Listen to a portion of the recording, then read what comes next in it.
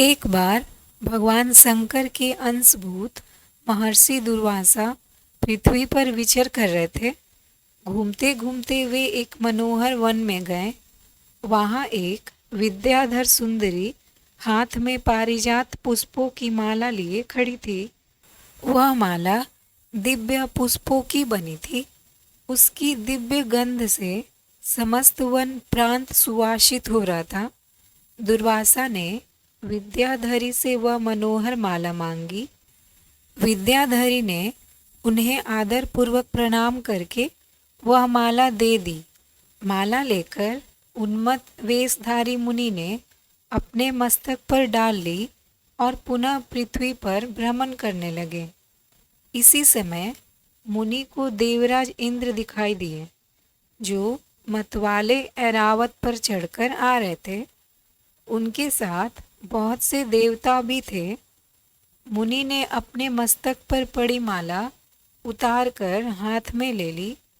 उसके ऊपर भौरे गुंजार कर रहे थे। जब देवराज समीप आए तो दुर्वासा ने पागलों की तरह वह माला उनके ऊपर फेंक दी। देवराज ने उसे ऐरावत के मस्तक पर डाल दिया और फिर ऐरावत ने उसकी तीव्र गंध से आकर्षित हो सूंड से माला उतार ली और सूंघ कर पृथ्वी पर फेंक दी। यह देख दुर्वासा क्रोध से जल उठे और देवराज इंद्र से इस प्रकार बोले कि अरे ओ इंद्र, ऐश्वर्य के घमंड से तेरा हृदय दूषित हो गया है। तुझ पर जड़ता छा रही है, तभी तो मेरी दी हुई माला का तूने आदर नहीं किया। वह माला नहीं, श्री लक्ष्मी जी का धाम थी। माला लेकर तूने प्रणाम तक नहीं किया, इसलिए तेरे अधिकार में स्थित तीनों लोकों की लक्ष्मी शीघ्र ही अदृश्य हो जाएंगी। यह श्राप सुनकर देवराज इंद्र घबरा गए और तुरंत ही ऐरावत से उतरकर मुनि के चरणों में पड़ गए। उन्होंने दुर्वासा को प्रसन्न करने की लाख चेष्टाएं की, किंतु महर्षि टस से मस न हुए। उल्टे इंद्र को फटकार कर वहां से चल दिए। इंद्र भी ऐरावत पर सवार हो अमरावती को लौट गए। तब से तीनों लोकों की लक्ष्मी नष्ट हो गई। इस प्रकार त्रिलोकी के श्रीहीन एवं सत्वरहित हो जाने पर दानवों ने देवताओं पर चढ़ाई कर दी। देवताओं में अब उत्साह कहाँ रह गया था। सबने हार मान ली। फिर सभी देवता ब्रह्मा जी की शरण में गए। ब्रह्मा जी ने उन्हें भगवान विष्णु की शरण में जाने की सलाह दी तथा सबके साथ वे स्वयं भी क्षीर सागर के उत्तर तट पर गए। वहां पहुंचकर ब्रह्मा आदि देवताओं ने बड़ी भक्ति से भगवान विष्णु का स्तवन किया। भगवान प्रसन्न होकर देवताओं के सम्मुख प्रकट हुए। उनका अनुपम तेजस्वी मंगलमय विग्रह देखकर देवताओं ने पुनः स्तवन किया। तत्पश्चात भगवान ने उन्हें क्षीर सागर को मथने की सलाह दी और कहा कि इससे अमृत प्रकट होगा। उसके पान करने से तुम सब लोग अजर अमर हो जाओगे, किंतु यह कार्य है बहुत दुष्कर। अतः तुम्हें दैत्यों को भी अपना साथी बना लेना चाहिए। मैं तो तुम्हारी सहायता करूंगा ही। भगवान की आज्ञा पाकर देवगण दैत्यों से संधि करके अमृत प्राप्ति के लिए प्रयास करने लगे। वे भांति भांति की औषधियाँ लाए और उन्हें क्षीर सागर में छोड़ दिया। फिर मंदराचल पर्वत को मथानी और वासुकी नागराज को नेति मतलब रस्सी बनाकर बड़े वेग से समुद्र मंथन का कार्य आरंभ किया। भगवान ने वासुकी की पूंछ की ओर देवताओं को और मुख की ओर दैत्यों को लगाया। मंथन करते समय वासुकी की निश्वास अग्नि से झुलसकर सभी दैत्य निस्तेज हो गए और उसी निश्वास वायु से विक्षिप्त होकर बादल वासुकी की पूंछ की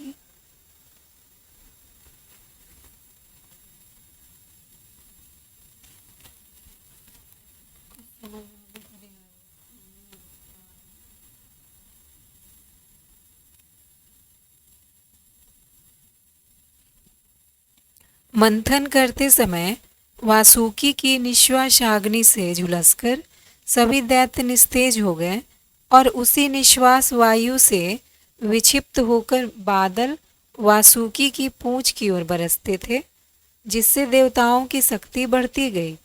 भक्त वत्सल भगवान विष्णु स्वयं कच्छप रूप धारण कर क्षीर सागर में घूमते हुए मंदराचल के आधार बने हुए थे।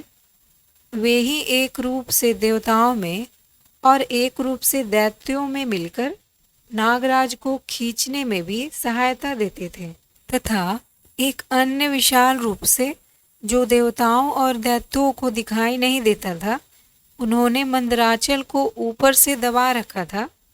इसके साथ ही वे नागराज वासुकी में भी बल का संचार करते थे और देवताओं की भी शक्ति बढ़ा रहे थे।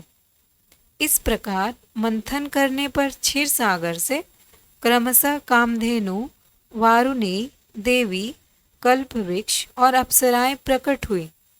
इसके बाद चंद्रमा निकले, जिन्हें महादेव जी ने मस्तक पर धारण किया। फिर विष प्रकट हुआ, जिसे नागों ने चाट लिया। तदंतर अमृत का कलश हाथ में लिए धन्वंतरी का प्रादुर्भाव हुआ। इससे देवताओं और दानवों को भी बड़ी प्रसन्नता हुई। सबसे अंत में क्षीर समुद्र से भगवती लक्ष्मी देवी प्रकट हुई। वे खिले हुए कमल के आसन पर विराजमान थी। उनके अंगों की दिव्य कांति सब ओर प्रकाशित हो रही थी। उनके हाथ में कमल शोभा पा रहा था। उनका दर्शन कर देवता और महर्षिगण प्रसन्न हो गए। उन्होंने वैदिक श्रीयुक्त का पाठ करके लक्ष्मी देवी का स्तवन करके दिव्य वस्त्राभूषण अर्पित किए। वे उन दिव्य वस्त्राभूषणों से विभूषित होकर सबके देखते देखते अपने सनातन स्वामी श्री विष्णु भगवान के वक्षस्थल में चली गई। भगवान को लक्ष्मी जी के साथ देखकर देवता प्रसन्न हो गए। दैत्यों को बड़ी निराशा हुई। उन्होंने धन्वंतरी के हाथ से अमृत का कलश छीन लिया, किंतु भगवान ने मोहिनी स्त्री के रूप से उन्हें अपनी माया द्वारा मोहित करके सारा अमृत देवताओं को ही पिला दिया। तदंतर इंद्र ने बड़ी विनय और भक्ति के साथ श्री लक्ष्मी जी से प्रार्थना की और श्री लक्ष्मी जी ने देवताओं को मनवांछित वरदान दिया। इसी दिन समुद्र मंथन के समय क्षीर सागर से लक्ष्मी जी प्रकट हुई थी और भगवान विष्णु को अपना पति स्वीकार किया था।